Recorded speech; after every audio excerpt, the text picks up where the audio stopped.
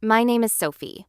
I'm 29 years old, and this is the story of how my girlfriend admitted she doesn't know why she's still with me after her mom questioned our entire relationship. I've been with my girlfriend, Emily, for a little over 3 years. We met through mutual friends. At one of those game nights where half the people don't really want to play the game and just end up talking in the kitchen. She was funny, quick-witted, and had this way of making everyone feel like they were the only person in the room when she talked to them. We started dating soon after that, and honestly, for the first year or so, it felt like one of those rare relationships where everything just fits. We liked the same kinds of movies, had similar values, both wanted kids someday but not now, and we balanced each other out. I'm more introverted and steady, she's more outgoing and spontaneous. The one thing that never fit was her mom. Emily's mom, Karen, is the kind of person who measures worth in a very specific way. Job title, income, appearance, who your family is. For context, I work in marketing for a mid-sized company. I make a decent living, I pay my bills on time, and I'm proud of the career I've built. But in Karen's eyes, it's not impressive. From the very first time I met her, I could feel the judgment radiating off her smile. At that first dinner, she asked, "So, what exactly do you do again? Is that like a real career path or just something for now? Do you think you'll ever go back to school for something more stable?" Emily tried to smooth things over, saying, "Mom, Sophie's great at her job." But Karen just nodded with that tight smile that says, "I'm pretending to accept this, but I really don't." Over time, it became clear that Karen had a very specific picture of who her daughter should be with. Someone with a high-status job, someone from a good family, someone who would fit seamlessly into her curated image of a perfect life. I am not from money. My parents are fine, but we're extremely average. No fancy degrees, no country club memberships, no vacation home in the mountains. I could feel Karen ticking off boxes in her head and finding me lacking. At first, I tried really hard to win her over, bringing flowers when we visited, offering to help with dishes, asking her questions about her life. No matter what I did, there was always some subtle dig. If I brought dessert, "Oh, you bought this? I thought maybe you made it from scratch." If I mentioned work, marketing seems unstable. Companies are always changing, aren't they? If Emily and I talked about traveling, "You two really should focus on building careers before running around the world." Emily saw it, but she always minimized it. "That's just my mom," she'd say. "She's like that with everyone. She doesn't mean anything by it." The problem was, she did mean something by it. She meant, "You're not good enough for my daughter." We moved in together after about 2 years. That really set Karen off. She didn't say we were living in sin or anything like that. She's not particularly religious, but she had a lot of opinions about the practicality of it. What happens if you break up? Whose name is on the lease? Are you sure this isn't a distraction from your career, Emily? It was never about whether we were happy together. It was always about risk, status, and how it looked. To be clear, Emily and I had our normal relationship issues. Stupid arguments about chores, different sleep schedules, occasional jealousy flare-ups, but nothing huge. The main consistent stressor was her mom. Karen had a way of planting seeds of doubt in Emily's mind. "You're so young, are you sure you want to settle down already? You could do better, Emily. You're smart, you're pretty, you have options." I'm not saying Sophie is bad, I just don't see what your long-term plan is with her. Every time Emily came back from a solo visit with her mom, she was off. Quieter, more critical, more distant. If we'd been talking about future plans like maybe buying a condo in a few years, she'd suddenly say, "Maybe we shouldn't rush into anything. We don't know what's going to happen." When I asked what changed, she'd say, "Nothing. I just think we should be realistic." And then avoid eye contact. Part of me wanted to scream, "This is your mom talking through you." But another part of me didn't want to be the controlling partner who isolates their girlfriend from her family. I know how that looks. I didn't want to be that person. So I swallowed a lot. I told myself, she chooses me every day. She lives with me, not her mom. We both love each other, that's what matters. Then came the weekend that cracked all of that in half. Karen invited us over for dinner on a Saturday, saying she wanted to talk about Emily's future.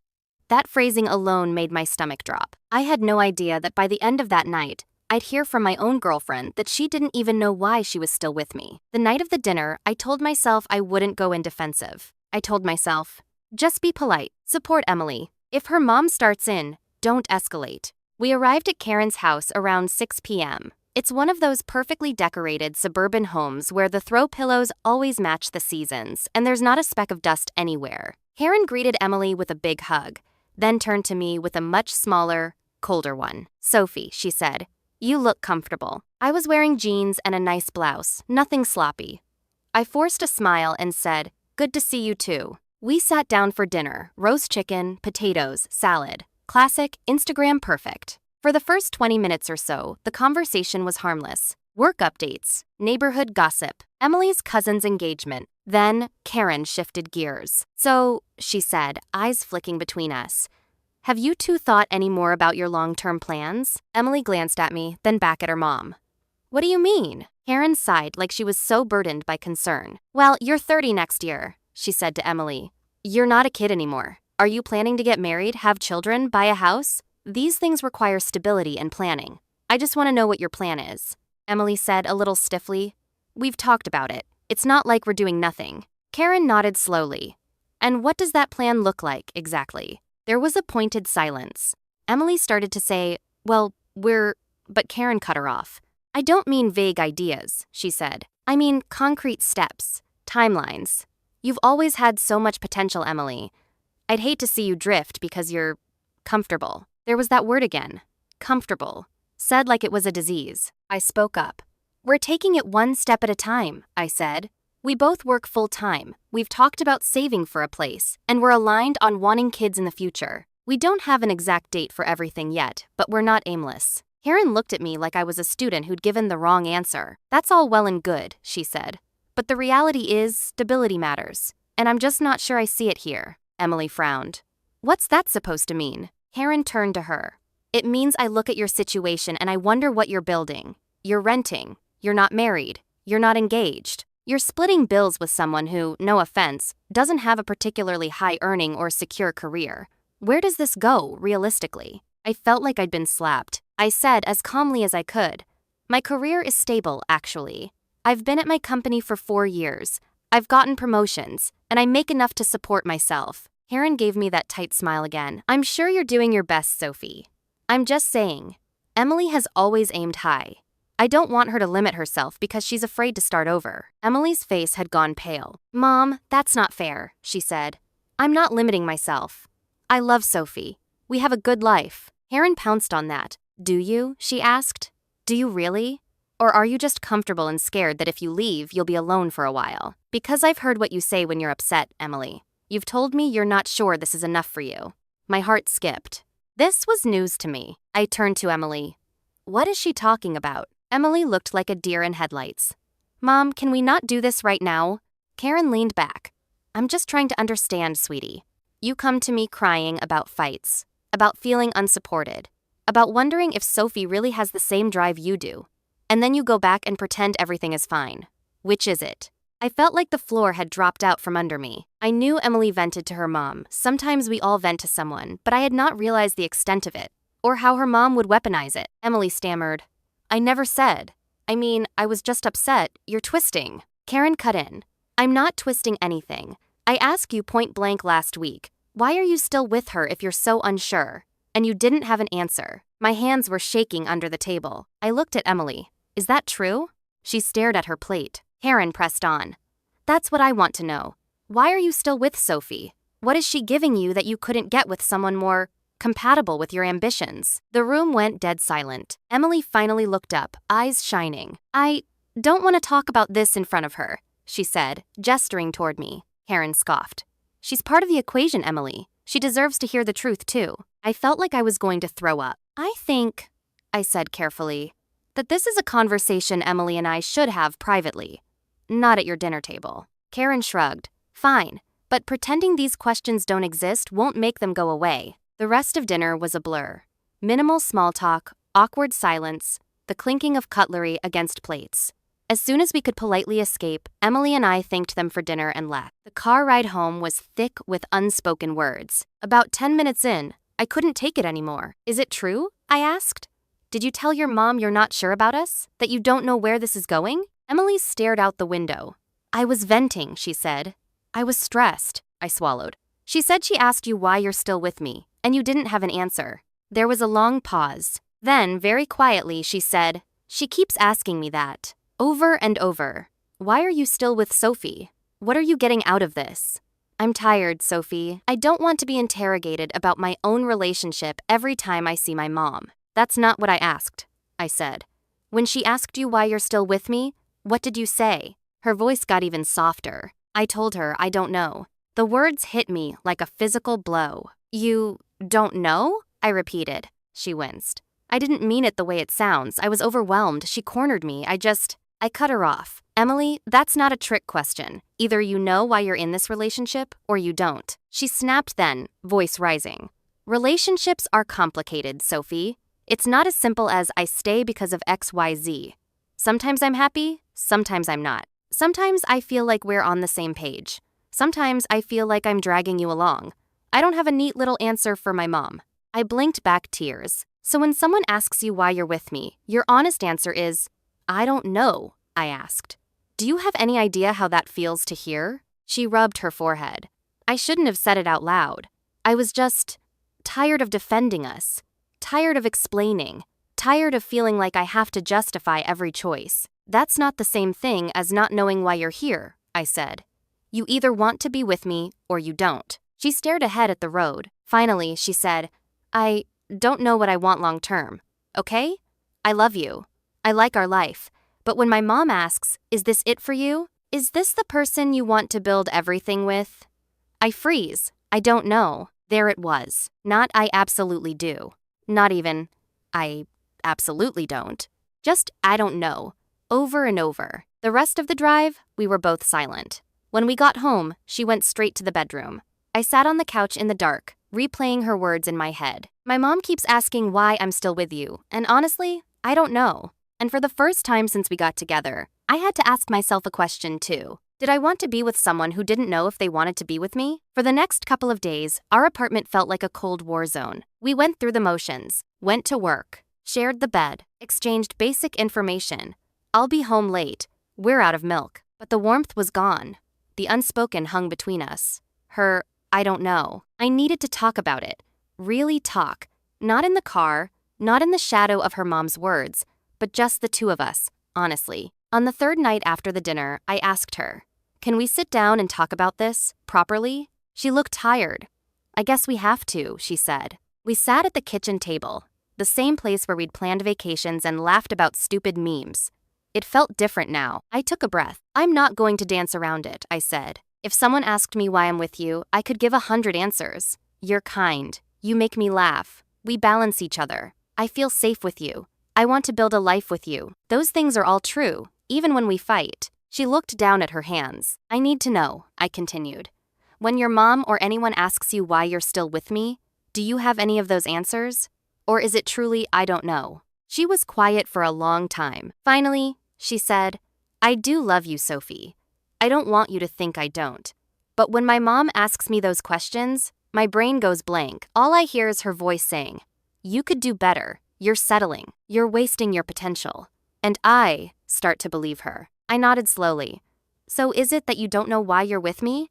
Or that you're starting to believe I'm not good enough because she keeps saying it? She flinched. That's harsh, she said. But maybe? I don't know. I grew up hearing her voice in my head about everything. School, work, dating. Her approval was always the goal. And she's never really approved of you. There it was. You realize that's not actually about me, right? I said. That's about her need to control your life. She shrugged helplessly. Intellectually, yes. Emotionally, not so much. When she lists all the things I could be doing, all the people I could be with, I start to wonder if I've boxed myself in. If I've chosen comfortable over ambitious. My stomach twisted. Do you see me as a box? I asked softly. As something holding you back? She hesitated. I don't want to, she said, but sometimes, yeah. When we argue about money, or when you say you're happy just staying in your current position for a while, I hear her in my head saying, see? She's not on your level. I swallowed hard. I'm not lazy, I said. I work hard. I just don't tie my entire identity to climbing a ladder. That doesn't make me beneath you. I know, she said quickly. I know that. I'm not saying you're beneath me. I'm saying I'm confused. About what I want. About what success looks like. About whether we're aligned, or if I'm just here because it's familiar. It hurt, but it was at least honest. I took another breath. Okay, I said. Let's say we strip your mom out of this completely. No, Karen. No her voice in your head. Just you, in a vacuum. Do you want to be with me? She stared at the table for so long, I thought she wasn't going to answer. Then she said, very quietly, I don't know. I think so. Most of the time. But when I picture 10 years from now, sometimes I see us together, and sometimes I don't. My chest felt tight. I can't build a life on sometimes, Emily, I said. I can't keep showing up every day, choosing you while you're half in, half out, waiting to see if something better comes along. Tears welled up in her eyes. That's not fair, she said. I'm not out there auditioning other partners. I'm here. I come home to you. Doesn't that mean something? It means you're here physically, I replied. But if your heart is a coin always flipping between staying and leaving, that's not a secure foundation for either of us. Silence settled again. Finally, I said the words I hadn't wanted to admit I was thinking. I think we should break up. Her head snapped up. What? No. That's extreme. We're just having a rough patch. This isn't about one fight, I said. It's about the fact that when pressed, you can't articulate why you're with me, or whether you want me in your future. And the only thing that seems certain is your mom's disapproval and your fear of it. She started crying. I don't want to lose you. I'm just confused. I don't want to lose you either, I said, my own eyes burning. But I also don't want to stay in a relationship where I'm constantly trying to prove my worth to you and to your mother. I deserve to be with someone who knows they want to be with me. Who can answer, why are you with her, without freezing? She reached across the table for my hand.